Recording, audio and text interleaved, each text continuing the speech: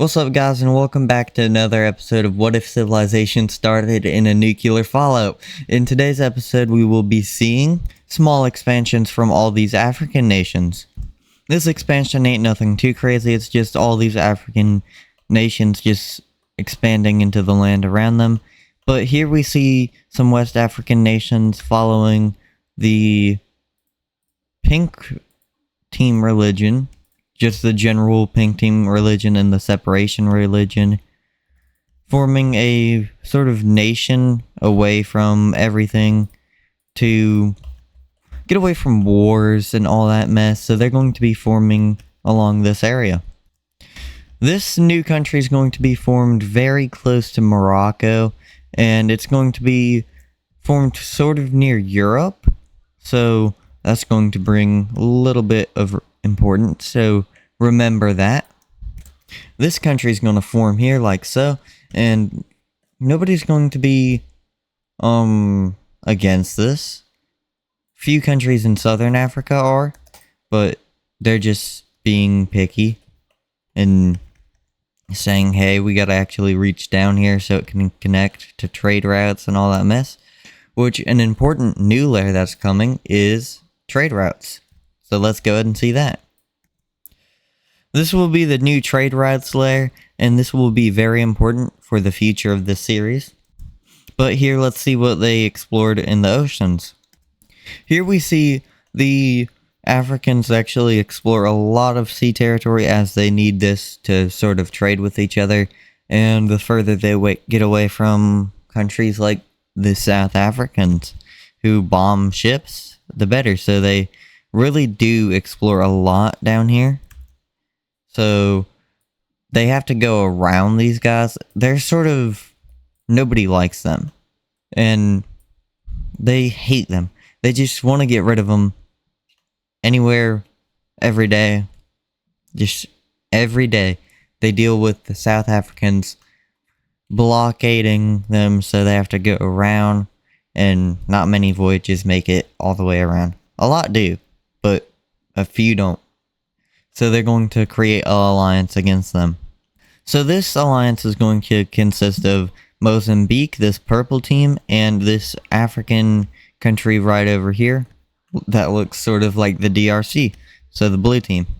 Here we see something happening in South America for the first time in forever. But let's go ahead and look at this alliance. So this is the alliance between the nations on their border.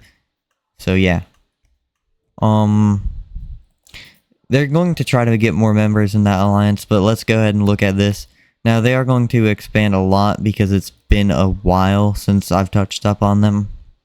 But they're basically Brazil in this scenario, and they know how to traverse all this area.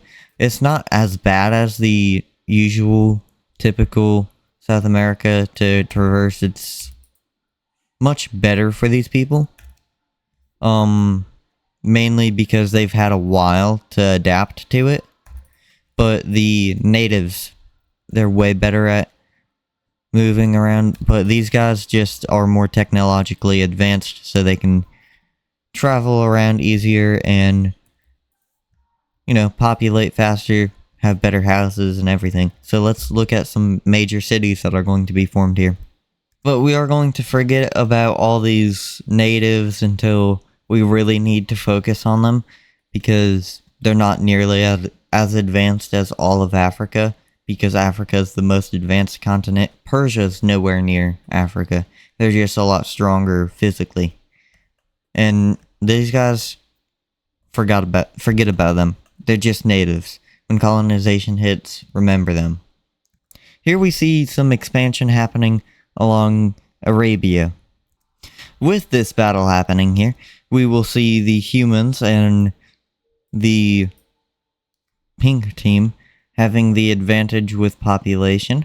And if we take a look at religion map, there's also a few groups of religious groups down over here, and they're also going to break away and form a little rebellion. So let's go ahead and see that. These people are going to rebel over here, slowly splitting the front lines between the Persian Union and then the pink team can quickly take over this, and they're actually going to perform some atrocities in this region and slowly killing off the people of the Persian Union religion. Now, there's also going to be some rebellions in Qatar, which actually gain lots of ground very fast, and it's going to have a border like this, and it's going to be very harmful for the Persian Union. But as soon as they figure out about this rebellion, they're going to be like, alright, let's stop this.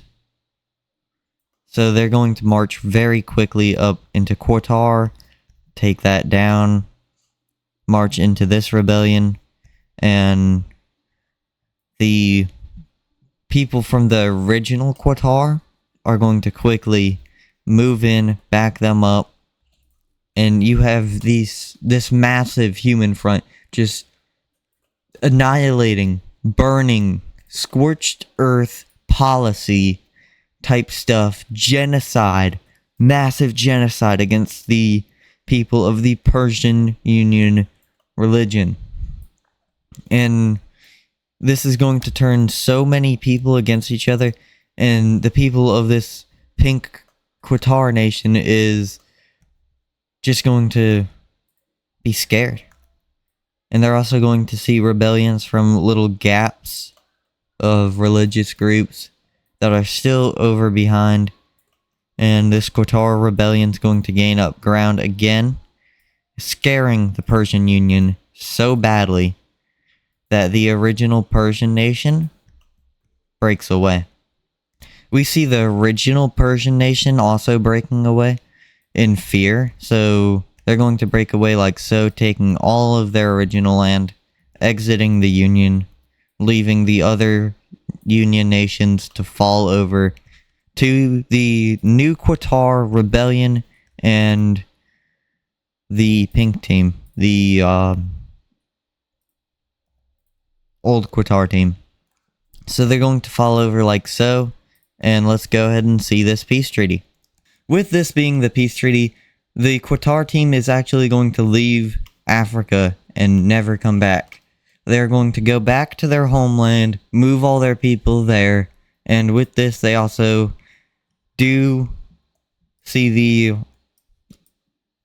problems they've caused with their recent genocide of the Persians, which everybody can agree it's justified to an extent, but this is a much darker time, so nobody cares. But they were genocided, so nobody supports the genocide, but lots of people support the reasons why. And then you see lots of Persians actually trying to convert to this new form of, well, this older form of equality, Unitarianism. This is the Unitarist religion, which it's not that Unitarist. Whatever. It's not that unified anymore, but it believes in equal rights, equal freedom of religion and everything. But they are also going to move all their people across many different areas like so, and this is going to join up with this color. So,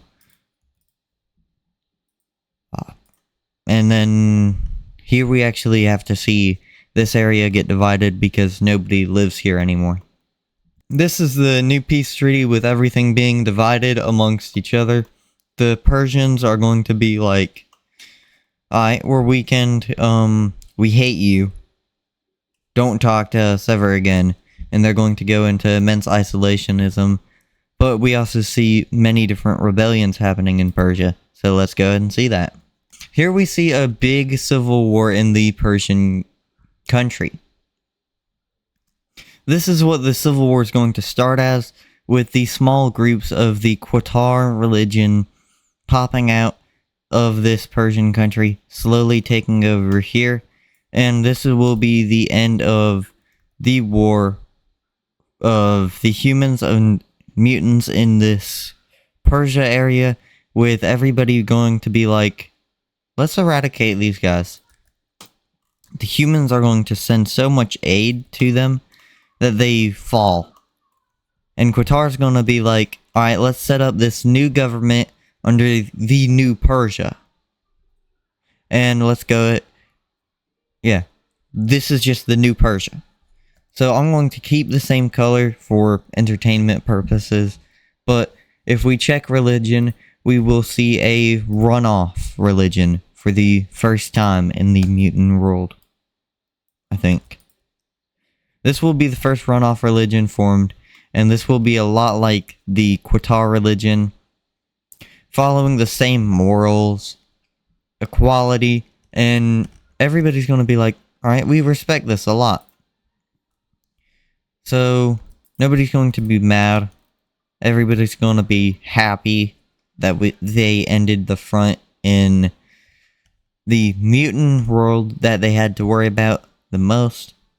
And Qatar's put back into power. Qatar's going to be very happy. And let's see this again sometime in another episode. Oh yeah, I forgot to give this island back. But here we go. Alright, bye guys. See y'all sometime soon. And can't wait to record another episode for y'all. Goodbye. Don't forget to like and subscribe.